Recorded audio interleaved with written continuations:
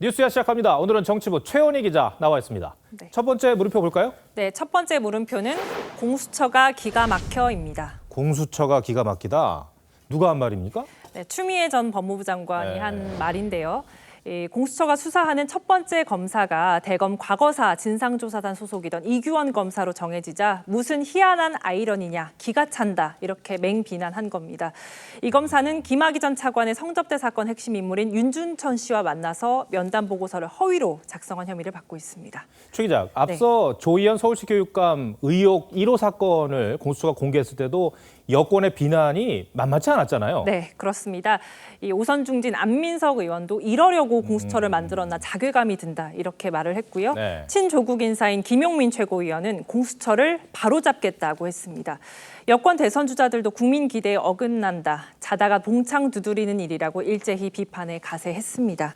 최 기자, 근데 의아한 게요. 원래 공수처법이 민주당이 야당이 반대하는데도 그렇게 하자고 주장하면서 밀어붙였던 법안 아닙니까? 네, 맞습니다. 공수처법은 원래 지난 2019년 이해찬 대표 시절에 여권이 국회 패스트트랙에 올려서 통과를 시켰습니다. 네. 원래는 공수처장 후보 추천과 관련해서 야당에 비토권을 주는 내용이 담겨 있었는데 결국 지난해 말엔 이 비토권마저 무력화하는 법 개정을 단행을 했습니다.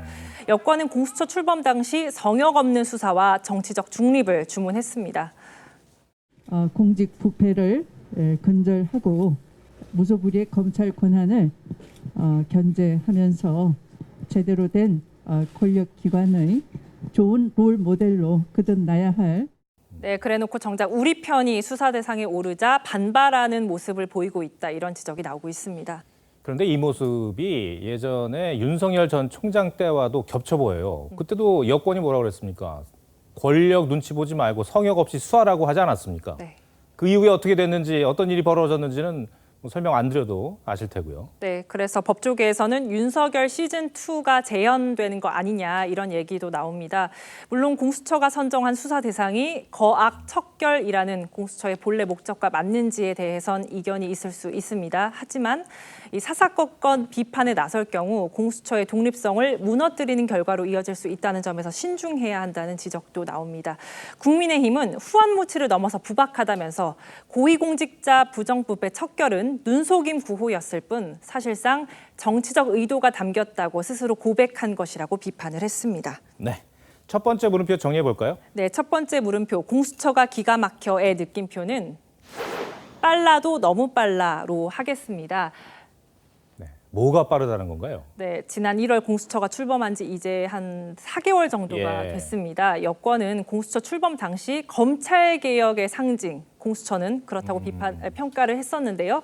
세상이 아무리 빠르게 돌아간다지만 윤석열 전 검찰총장 때도 그렇고 또 공수처 때도 그렇고 여권의 태도가 참 빠르게 변하고 있다라는 생각이 들어서 이렇게 정리를 했습니다. 네, 두 번째 물음표도 보죠. 네, 두 번째 물음표는 김부선은 고무줄로 하겠습니다. 네, 요즘 상당히 이슈가 되는 그 문제인데 서부권 광역급행철도 GTX-D 노선을 말하는 건데 왜 고무줄이라는 겁니까? 네, 당초 이제 경기도와 인천시가 원했던 건 인천국제공항과 김포에서 각각 출발한 노선이 부천에서 만나서 경기도 하남까지 이어지는 노선이었습니다. 굳이 표현하자면 김하선이었던 건데요. 이게 아시는 것처럼 김포 부천까지만 연결한다는 이른바 김부선으로 정부 계획이 발표되면서 반발이 거셌습니다. 그러자 이 정부가 여의도나 용산까지 연결하는 김여선 또는 김용선을 검토하겠다고 물러선 상황입니다. 네, 예산이 한두 푼 드는 것도 아니고요. 이 교통정책, 교통계획 이런 게 이렇게 오락가락해도 되는 겁니까? 좀 정치적 영향이 컸다고 봐야 할 것 같은데요. 노선이 지나는 곳들을 한번 보시면요. 김포, 인천, 이제 부천, 하남 등 해당 지역 의원들이 이 6명 모두 민주당 의원들입니다. 네. 지역 주민들이 이제 항의 전화, 문자 폭탄 그리고 욕설을 의미하는 18원 후원금까지 보내면서 이 문제를 해결하지 못할 경우 다음 선거에서 민주당을 뽑지 않겠다 이렇게 경고를 하고 있는 상황이거든요. 예. 그래서 일부 의원들은 단식과 삭발까지 검토를 하고 있고요. 또 신동근 의원은 원래 법사위 소속이었는데 상임위를 국토위까지 옮겨서 이 문제에 대해서 적극적으로 대응한다는 방침입니다. 아까 그 지역을 보니까 모두 민주당 의원이던데 네. 민주당 입장에서는 사활을 걸 수밖에 없어 보여요. 네, 여기에 여권 대선 주자들까지 예. 가세할 정도인데요. 예. 이재명 경기지사도 당연히 경기지사와 협의해야 한다면서 강남 직결을 요구하고 있고요. 또 이낙연 전 대표는 김포 골드라인을 체험한 뒤 노형욱 국토부 장관에게 직접 전화를 걸어서 마치 양계장 같다, 쉽게 생각하지 말라며 계획 수정을 요구하기도 했습니다. 네.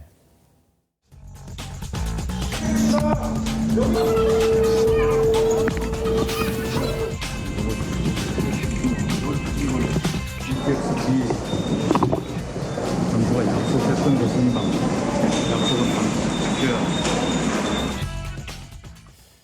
저기 이제 방금 보신 영상 보도가 참 많이 됐었는데요. 저 영상을 이낙연 전 대표 측에서 공개를 한 건가요? 네, 공개를 했습니다. 그리고 장관에게 전화를 한 사실도 직접 공개를 했습니다. 예. 상당히 이례적인데요. 물론 전화를 못할 것도 없지만 현직 당대표도 아니고 또 관련 상임위도 아니란 점에서 대권 표심을 의식한 행보라고 봐야 할 것 같습니다. 알겠습니다. 두 번째 물음표도 정리해 보죠. 네, 두 번째 물음표, 김부선은 고무줄의 느낌표는 공무원 영혼도 고무줄 이렇게 정리를 해봤습니다. 네. 가덕도 신공항도 그렇고 이번 김부선 논란도 그렇고 대형 국책 사업이 이렇게 정치 논리에 휘둘려서는 이 피 같은 예산을 효율적으로 쓰기 어렵겠죠. 표만 보는 정치는 그렇다고 해도 이 공무원들까지 영혼을 내놓는다면 이 나라 미래가 어떻게 될지 고민이 필요한 시점인 것 같습니다. 알겠습니다. 최원희 기자 오늘 설명 잘 들었습니다. 네.